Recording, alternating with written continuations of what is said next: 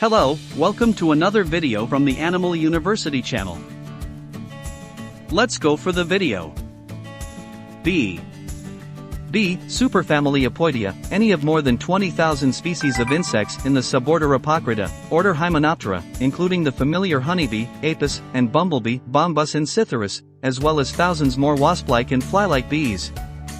Adults range in size from about 2 mm to 4 cm, about 0.08 to 1.6 inches.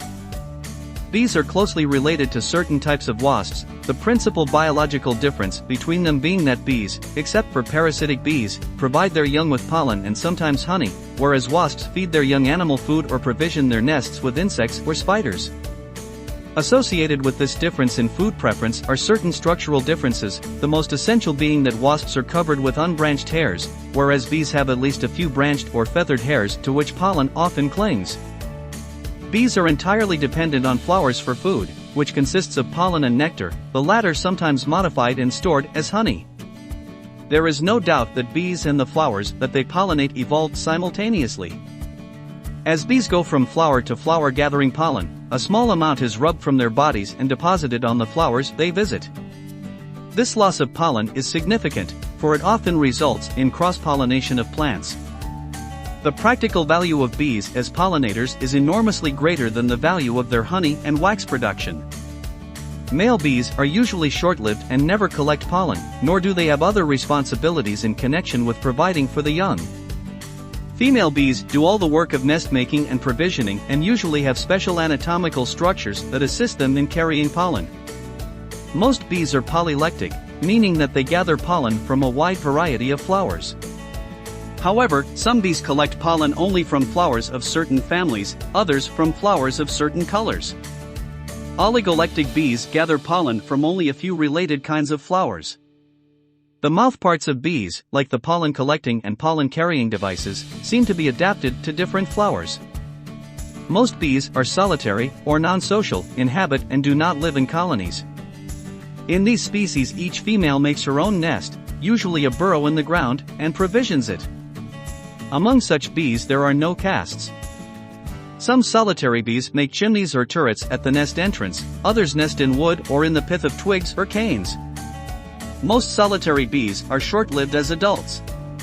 Some species may be in flight only a few weeks of the year, having spent the rest of the year in their cells as eggs, larvae, pupae, and young adults. Solitary bees provide all of the food the larvae require to complete development when the cells are sealed. Social bees, such as the bumblebee and the honeybee, feed their young progressively. For the life cycle of social bees, see bumblebee, honeybee. The Apoidea includes 8 families, Coletidae, which are primitive wasp-like bees consisting of 5 or 6 subfamilies, about 45 genera, and some 3,000 species, and Drenidae, which are medium-sized solitary mining bees, including some parasitic species, Halictidae, mining, or burrowing, bees, the best known of which is Dialictus zephyrus, one of many so-called sweat bees, which are attracted to perspiration, Oxyidae, large, fast-flying bees that bear some anatomical resemblance to Andrenidae. Melididae, bees that mark a transitional form between the lower and the higher bees, Megachilidae, leaf-cutting and mason bees, noted for their elaborate nest structures, Anthophoridae, including carpenter bees and cuckoo bees, a large family that includes 3 subfamilies that were once considered to be subfamilies of Apidae, Anapidae, bumblebees, honeybees, and digger, or mining, bees. The so-called killer bee is a hybrid between an African subspecies and European subspecies of honeybee. The Africanized honeybee subspecies was accidentally released in Brazil in 1957 during an attempt to create a hybrid that would adapt to tropical climates and produce large amounts of honey. Moving northward some 200 to 300 miles, 320 to 480 kilometers, per year, the bees had reached Mexico in the 1980s and Texas by 1990.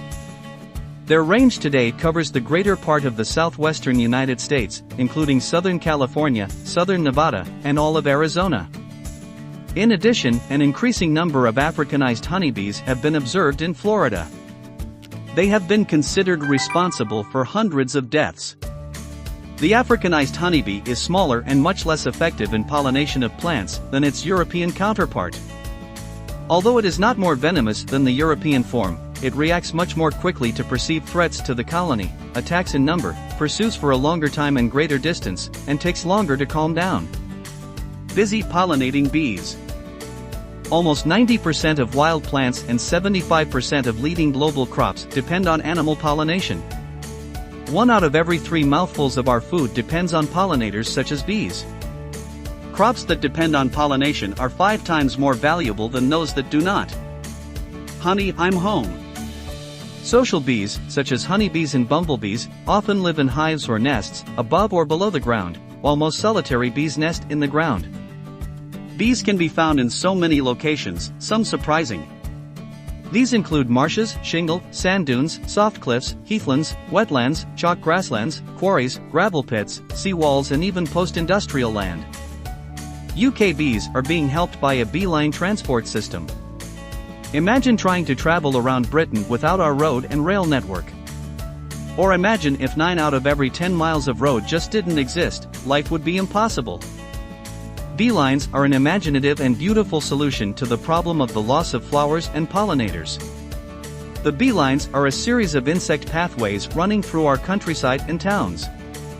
They link existing wildlife areas together, creating a network, like a railway, that will weave across the British landscape. Bringing a bee back to life. If you find a bumblebee which appears to be struggling, it may be that it is just resting, particularly if the bee is a queen in early spring. If you think the bee is struggling, the best thing to do is gently put the bee onto a bee-friendly flower. If there are no bee-friendly flowers around, mix 50-50 white sugar and water to give the bumblebee a one-off energy boost, providing the carbohydrates it needs to fly. Simply offer a drop or 2 of sugar water up to the front end of the bee on a teaspoon or an upturned drinks cap in a sheltered place and allow the bee time to recuperate. It is not advisable to use brown sugar as it is harder for bees to digest, and don't give bumblebees honey as this can contain pathogens. Anyone, including you, can help a bee out. We can all do our bit to help bees, whether that's in our gardens, balconies or windowsills. You can also chat to friends and family about how cool bees are and help them to make their wild spaces bee-friendly. Plant a range of flowers in your garden so bees have access to nectar from March to October. Bees love traditional cottage garden flowers and native wildflowers, like primrose, foxglove, and marigolds. Bees actually have 4 wings. The 2 wings each side hook together to form one larger pair when flying and then unhook when they're not flying. Bee Gees. Honeybees have a dance move called the waggle dance. It's not actually a dance move at all, rather a clever way of communicating between themselves to tell their nestmates where to go to find the best source of food. It took the researchers at Sussex University 2 years to decode the waggle dance. The brainy bunch. The buff-tailed bumblebee has a brain the size of a poppy seed. Which is incredible given the fact scientists have managed to train them to score a goal in bee football in return for a sugary treat. Quite unbelievable. They have surprisingly smelly feet.